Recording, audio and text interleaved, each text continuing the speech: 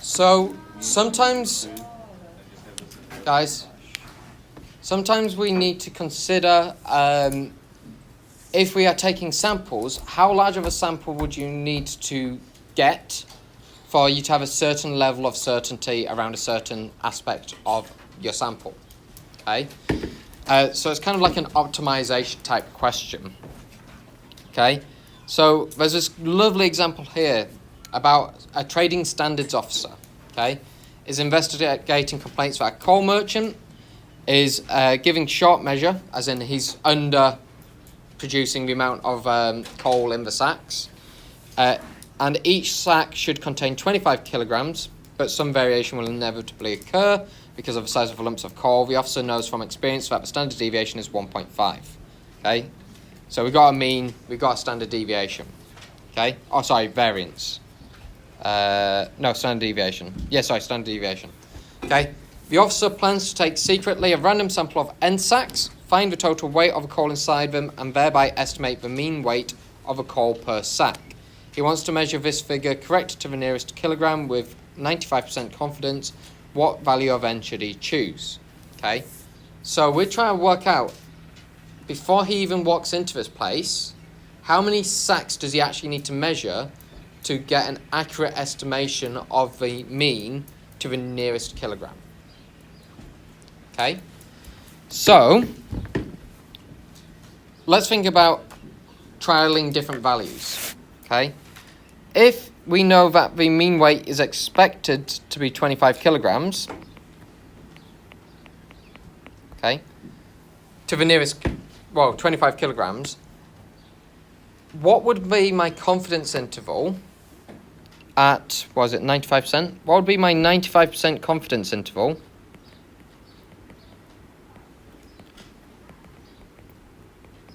with 3 sacks? If I was to create a 95% confidence interval with 3 sacks, what would that look like as an equation?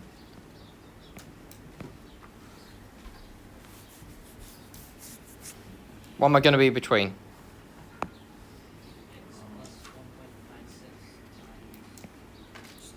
X will be 25, because we got that, plus, yeah, 1.96 times 1.5 over root 3, okay? So, what range of an interval would that give me? What would be my max, what would be my min there? This is with 3 sacks.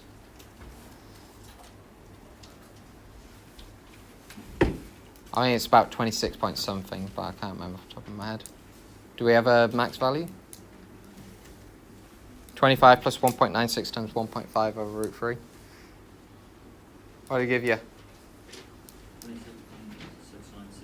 26.697. Was it? Yep.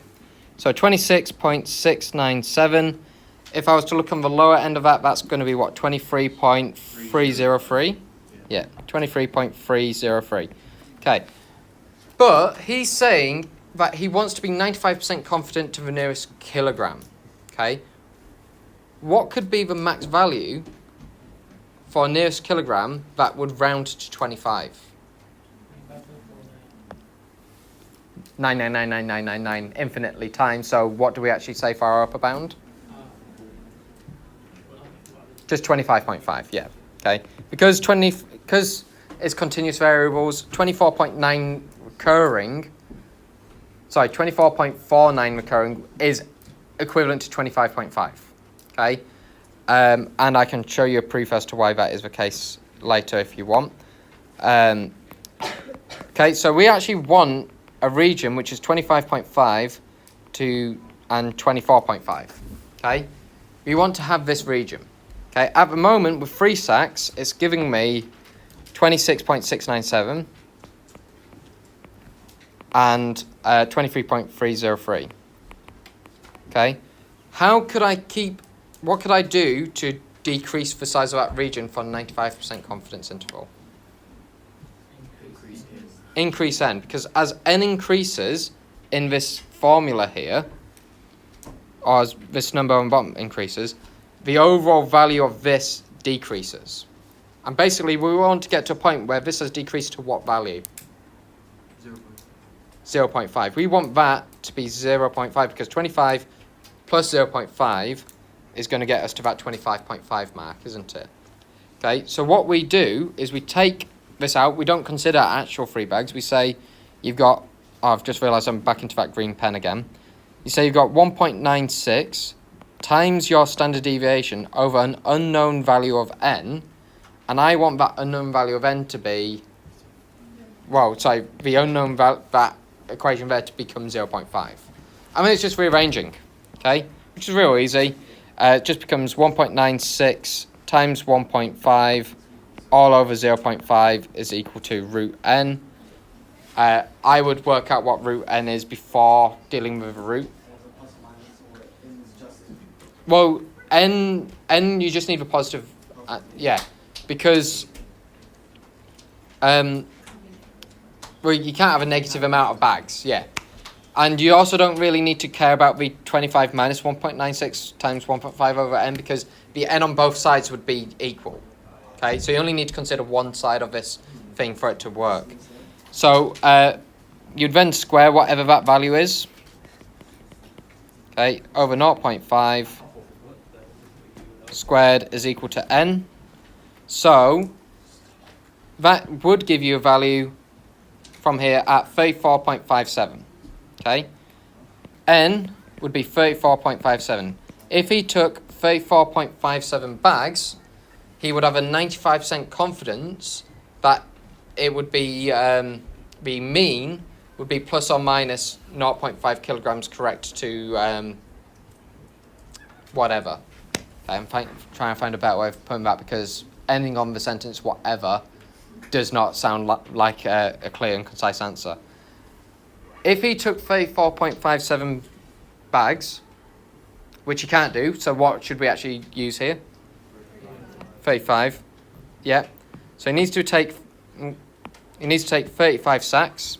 Okay. If he takes 35 sacks and he finds the mean of every one of those sacks. Yeah?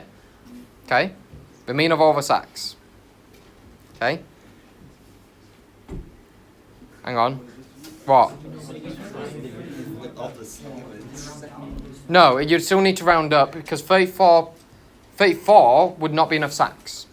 Okay, so even at 34.00001, and this is something I was talking about with my year 11 today as well, when we're talking about like certain aspects of rounding, you need to consider that actually even 0.001 of a bag still needs to be a whole bag, so it would still round up. So it's one of those quirks. If he was to take 35 sacks and find the mean of all those sacks, 95% of those...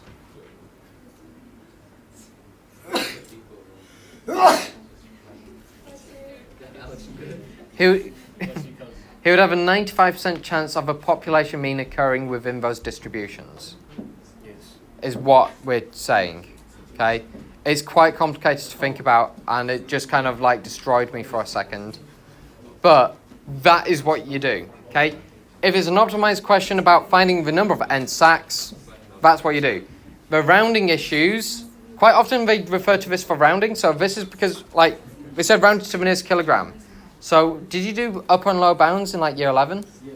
Yeah. So it's considered assumed knowledge at this point that you just remember upper and lower bounds. Hopefully you do, because they use that a bit with these, okay? Cool. Any questions? Yeah. Okay, yeah. The way I did it with Mr. Mazid was I showed him with 3 bags, and then I said, well, let's increase it to 10 bags. And that you'll notice that every time you increase n, that region gets smaller and smaller, okay? And that gives you a higher confidence. The more samples you take, the more confident you are that it will be within a certain region, closer to the mean. If you took 1,000 samples, you'd be very close to that population mean. You'd have a very strong chance of being close to that. There'd be 95% chance of it being within that tiny, tiny region. Okay? When maths makes sense. Fair. All right. Okay.